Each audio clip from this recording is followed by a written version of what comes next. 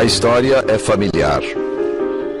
Um homem, uma mulher, um fruto tentador, um jardim e uma serpente. Mas não é história exclusiva da Bíblia. Ela também aparece em um antigo texto sumeriano datado de 2300 a.C., séculos antes do surgimento da Bíblia. Esse mito então teria sido plagiado pelos autores da Bíblia? Ou ambos os relatos estariam ligados a um só evento ocorrido em um passado muito remoto? A civilização sumeriana floresceu entre mais ou menos 4000 e 2000 a.C. Ali na Suméria, a própria escrita foi inventada. Em 1835, milhares de tabletes de argila cobertos de letras cuneiformes sumerianas achavam-se espalhados por toda a Pérsia. Todavia, esses escritos permaneciam indecifráveis. George leu uma história estranhamente familiar. Falava de um jardim, de uma árvore da vida e até de uma serpente. Tratava-se da saga de um herói sumeriano chamado Gilgamesh. É um dos grandes épicos da literatura mundial e uma das primeiras peças literárias que temos, oriundas da Mesopotâmia, hoje Iraque. Escrita em cerca de 2000 a.C., a lenda conta a história do herói Gilgamesh, que procurava o segredo da vida eterna. Ele soube que o Jardim do Paraíso existira um dia, mas fora destruído por um grande dilúvio. Gilgamesh acabou encontrando o fruto da árvore da vida. Infelizmente não alcançou a imortalidade por causa de uma inimiga bastante familiar. No épico de Gilgamesh, é a serpente que o engana. Do mesmo modo como nos enganou no Jardim do Éden. A serpente agiu tentando-nos e levando-nos a desobedecer a Deus. Com isso, afastou-nos da imortalidade e do paraíso. Mas George Smith havia feito uma descoberta chocante. O épico de Gilgamesh é pelo menos 1000 anos mais velho do que a Bíblia hebraica. Os estudiosos começaram a se perguntar: seria o livro do Gênesis com a história do Jardim do Éden descendente de uma mitologia anterior? A Bíblia não surgiu do nada.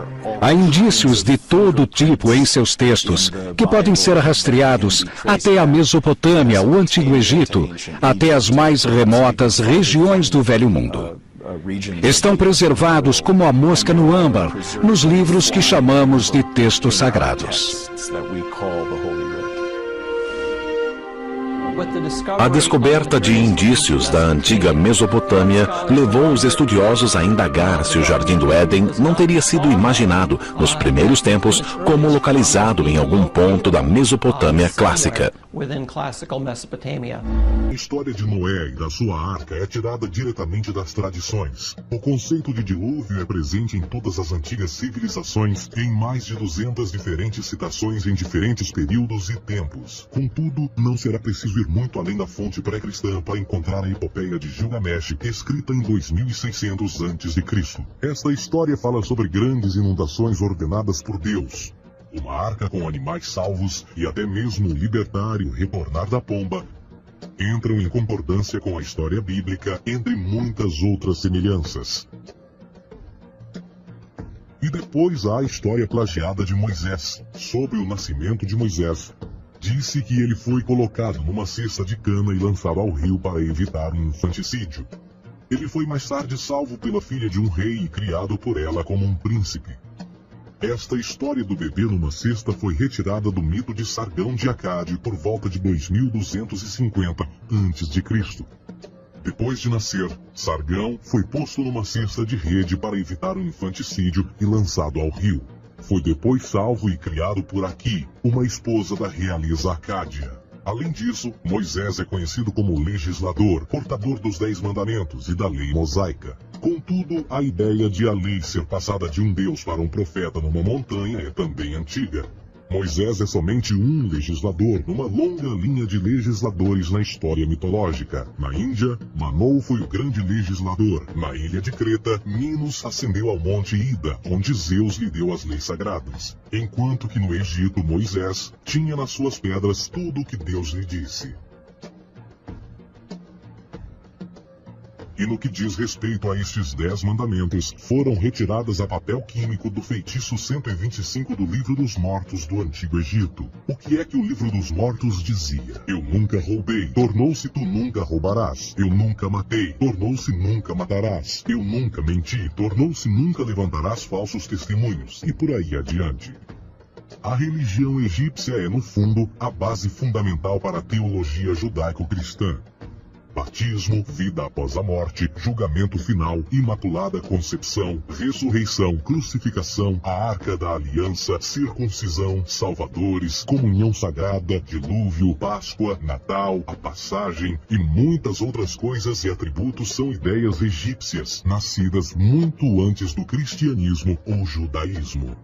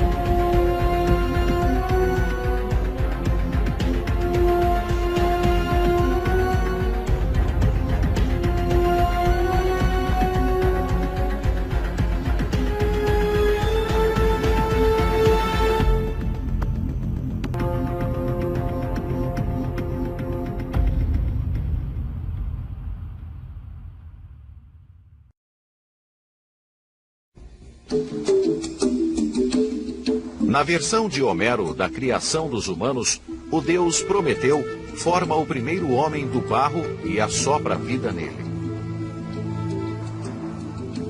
Em Hesíodo, Zeus criou progressivas raças de homens: ouro, prata, bronze e ferro. Parece que cada raça simboliza diferentes aspectos da condição humana.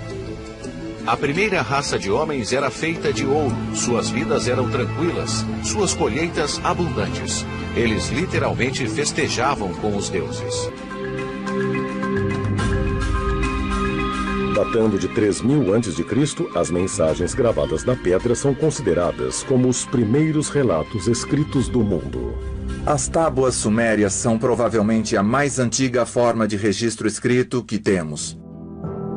Elas foram traduzidas e contam histórias empolgantes sobre como os deuses se misturaram aos seres humanos e atuaram na criação dos seres humanos. Se isso é só mitologia, ou se é um fato, ninguém sabe realmente. Segundo as interpretações das tábuas sumérias, os deuses eram chamados Anunnaki. O que estamos vendo aqui é uma tábua suméria, que realmente mostra a árvore da vida ladeada por seres divinos. Pode-se ver aqui os Anunnaki de cada lado. Também vemos o disco alado, uma referência simbólica de que os Anunnaki tinham o poder de voar. Eles, na verdade, têm colares com referências astronômicas, uma lua, uma estrela, vários símbolos, que podem até ser representados como um relógio de pulso. Tecnologia sendo usada 6.000 anos atrás. Os relatos escritos gravados na pedra sugerem que os Anunnaki eram seres gigantescos. Eles criaram o homem segundo os textos sumérios. Eles criaram Adão e Eva. É interessante que a Bíblia ecoe essa história, mas fale em termos de Deus.